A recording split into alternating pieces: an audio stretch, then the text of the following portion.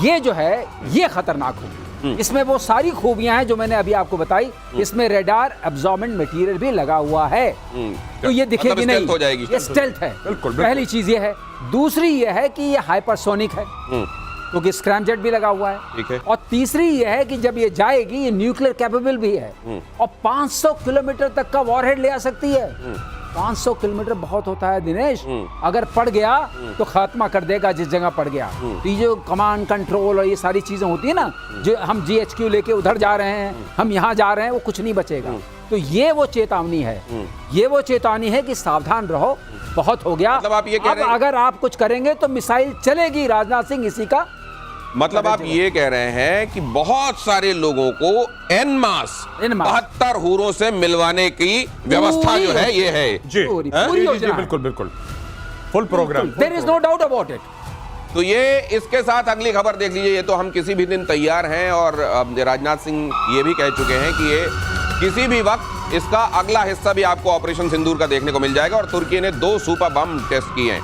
तुर्की उधर देखिए लगातार कहीं मिसाइल बता रहा है, कहीं ये सुपर बम, और आगे आपको ये भी बताऊंगा कि अपना एयर डिफेंस सिस्टम भी वो डेवलप कर रहा है। लेकिन फिलहाल ये देखिए, तुर्की ने 2 सुपर बम टेस्ट किए हैं। नॉन एटमी गैजेप GAZAP गैजेप और NEB-2 घोस्ट का टेस्ट किया गया है। दोनों बम जो है 970 किलोग्राम वजनी है। गैजेप थर्मोबैरिक वॉरहेड से लैस है। NEB-2 घोस्ट बॉम्ब जमीन के नीचे भी जाकर हमला कर सकता है, 295 फीट तक हमला। अब इस तरह के बमों की दुनिया भर में होड़ लगी हुई है, जो एक तरीके से बंकर बर्स्ट करके अंदर जाकर फटें और वहां जो टारगेट है उसको नष्ट करें।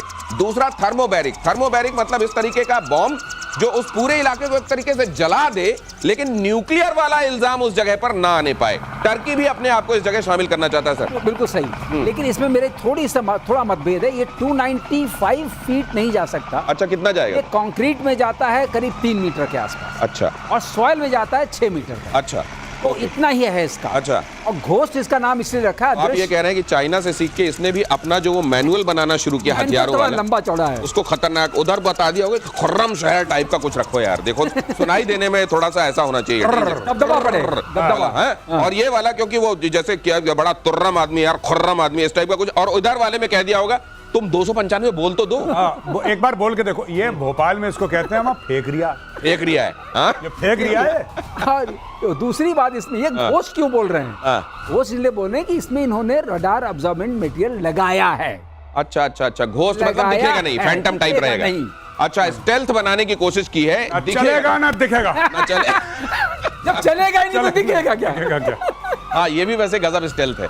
ये स्टेल्थ की वो टेक्नोलॉजी जिसमें वेपन जब चलेगा नहीं तो दिखेगा कहां से। इससे ज्यादा सुपरलेटिव क्या हो सकता है स्टेल्थ। और पाकिस्तान के खैबर पख्तूनवा में बगावत तेज हो गई। अगली खबर देखिए। भीड़ पर फायरिंग के बाद लोगों में भारी उबाल है। नाबालिग के लिए इंसाफ मांग रहे 7 लोगों की मौत हो गई है। सेना के बेस के सामने चल रहा था प्रदर्शन। मुनीर की सेना पर गोली चलवाने का आरोप। ये देखिए जरा यहाँ पर क्या हुआ है। यहाँ पर प्रदर्शन चल रहा था, और ये अभी हम लोग 2 दिन पहले डिस्कस कर रहे थे कि अली हसन गंडापुर वहां के जो हैं खैबर पख्तूनवा के जो सीएम हैं, उन्होंने ये कहा था कि गुड तालिबान को यहाँ प्रश्रित। ये गुड तालिबान ने तो नहीं कर दिया कहीं, मैं बता रहा हूँ। और ये लोग जो बच्चा मारा गया था 7 साल का, जिसकी आप बात कर रहे हैं, इन लोगों ने ना कोई हमला करा। ये जो क्राउड थी ना, क्राउड के पास कोई AK-47, ना कोई रॉकेट लॉन्चर, ना कुछ। इन्होंने फालतू में गोली चला दी और बंदे मार दिए। मतलब जलियांवाला बाग टाइप कर दिया इन्होंने। हाँ, इन्होंने छोटा मोटा वैसी करने की कोशिश करी है। इसलिए लोग परेशान हैं इन लोगों से, और इसलिए लोग ये कहते हैं कि भाई इन पे हमला करो दोबारा। अब वो जो मरेगा वो पठान है। अब उनके घर वाले तो छोड़ेंगे नहीं। अब कोई ना कोई हथियार पकड़ के इनके ऊपर चढ़ दौड़ेगा। ये देख लेना। ये देखिए, ये स्थिति है। और ये पाकिस्तान अपने लिए खुद, और फिर उसके बाद क्या कहेगा, पता नहीं कौन सी फोर्सेस है जो हमारे खिलाफ लगी हैं। और अगली खबर देखिए, किम जोंग ने अमेरिका के खिलाफ खोला मोर्चा। किम ने अमेरिका को हमले की धमकी दी। किम ने कहा हम अमेरिका से पुरजोर तरीके से लड़ेंगे। हमने अमेरिका को पहले भी दिखाया है हमारा दमखम, और इस बार भी दिखाएंगे। किम जोंग उन ने ये इतनी सारी 80-90 तो ये मिसाइलें टेस्ट कर लेते हैं साल भर में। उसके अलावा अमेरिका तक पहुंचने वाली मिसाइलों की दूरी जरूर बताते हैं कि ये वाला देखिए ये हमने बनाया है, ये इंटरकॉन्टिनेंटल जाती है। हर चीज वो अपने यहाँ जो करते हैं, अपना हथियार वो अमेरिका को ध्यान में रख के बनाते हैं। ये भाई पूरा का पूरा ये दूसरा डोनाल्ड ट्रंप है। जैसे डोनाल्ड ट्रंप फेंकता है ना, ये भी फेंकता है। ठीक है, ये फेंक रिया है। ये सब हम अमेरिका के साथ ये करेंगे। तुम्हारा क्या लेने देना अमेरिका से? तुम्हारा क्या मतलब है अमेरिका से? अमेरिका ना तुम्हारे पास जा रहा, ना तुम कभी अमेरिका जा रहे, फालतू। मैं आपको एक और बात बताता हूं बड़ी इंटरेस्टिंग इसकी, राइट? ये चाइना ने बार बार, मैं प्रतिशोध में 1-2 बार पहले बोल चुका हूं, एक कहावत है कि चाइना ने 2 कुत्ते पाल रखे हैं, 2 पागल कुत्ते, मैड डॉग्स, एक पाकिस्तान और एक नॉर्थ कोरिया। जब भी उसको लगता है कि कुछ प्रॉब्लम है तो एक को छोड़ देता है, बेटा तू भौंक और तू काट।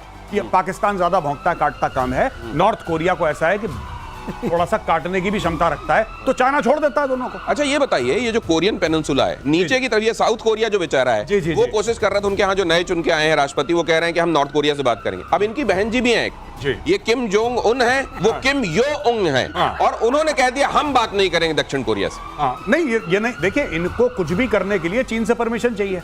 चाइना ने बोल दिया होगा तुम क्यों, क्योंकि देखिए बात ये है ना कि South Korea is a very very close strategic ally of the United States. अच्छा, अगर आप साउथ कोरिया से बात कर रहे हैं, इसका मतलब आप यूनाइटेड स्टेट्स ऑफ अमेरिका से बात कर रहे हैं। अमेरिका और चाइना की तो वैसे ही ठनी रहती है, इस बार ज्यादा ठरी है बिकॉज ऑफ ट्रम्प, ज्यादा ठन रखी है इसीलिए। नहीं, एक बात और है, हाँ। पिछली बार ट्रम्प इनसे मिलके आए थे, तो अब चाइना को ये भी लग रहा है साथ साथ कहीं ऐसा तो नहीं कि पटाने की कोशिश हो रही है इसको। अच्छा अच्छा अच्छा अच्छा, भाई आपका अगर कुत्ता है हाँ। तो आप नहीं चाहेंगे ना दूसरे के लिए भौंकने लगे। राइट राइट, लेकिन वो है किसका? अभी तय हुआ कि अमेरिका का है, अब आप कह रहे हैं वो चाइना का है किसका वो ये नहीं, ये 2 इसी तरह के हैं क्या, मैं साउथ एम्बिग्विटी कोरिया की वाले? बात- मैं साउथ कोरिया- पाकिस्तान और ये नहीं, दिनेश, मैं साउथ कोरिया की बात नहीं कर रहा हूँ। साउथ कोरिया तो बहुत सभ्य नहीं, मैं कह रहा हूँ नॉर्थ कोरिया एक्चुअली किसका है, चाइना यही- वाला है या अमेरिका वाला है? दोनों बनाने की कोशिश करें तो ट्रम्प भी मिलके आ चुके हैं। ये पहले कंपटीशन टर्म में। चल रहा है क्या पाकिस्तान और नॉर्थ कोरिया में? हाँ। हाँ, कौन ज्यादा बड़ा वाला है, कौन किसका है? अच्छा, अगली खबर देखिए, रूस की नेटो देशों को बड़ी चेतावनी, कैलिनिनग्रैड पर अटैक हुआ तो नतीजे विनाशक होंगे,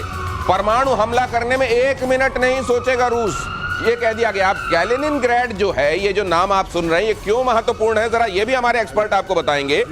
बाल्टिक सी से लगी हुई ये जगह है, ये अगर आप देखेंगे जो बाल्टिक कंट्रीज कहलाती है ना, ये एस्टोनिया, लातविया, लिथुआनिया, ये इसके एकदम करीब है। जरा यहाँ फ्लैश कीजिए, ये कैलिनिनग्रैड, ये रशिया कह रहा है कि अगर कैलिनिनग्रैड पर कोई हमला हुआ तो परमाणु हमले के लिए तैयार रहना। अब ये जो परमाणु हमले के लिए तैयार रहने की बात की जा रही है, ये लातविया, लिथुआनिया, असल में अगर आप देखेंगे तो पोलैंड और इसके बीच में, लिथुआनिया के बीच में कैलिनिनग्रैड है। सर एक तो समझ में नहीं आता कि रशिया वो है, हाँ।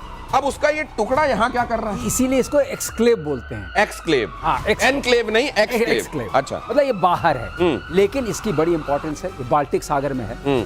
यहाँ इनकी naval fleet, best of the Arctic naval fleet इनकी रशिया की यहीं पर है। अच्छा, यहाँ पर सारी किंजल मिसाइल्स वगैरह लगी हुई हैं। हाँ। और यहाँ ये पर तो सर पूरा नेटो से घिरा हुआ है। ये देखिए पोलैंड है, इधर नेटो घिरा हुआ नहीं मानता है, इसको बोलते हैं अनसिंकेबल करियर, एयरक्राफ्ट करियर। अच्छा, ये रूस का एक तरीके से हाँ, एयरक्राफ्ट, ये नेटो के ऊपर निगाह रखता है पूरी।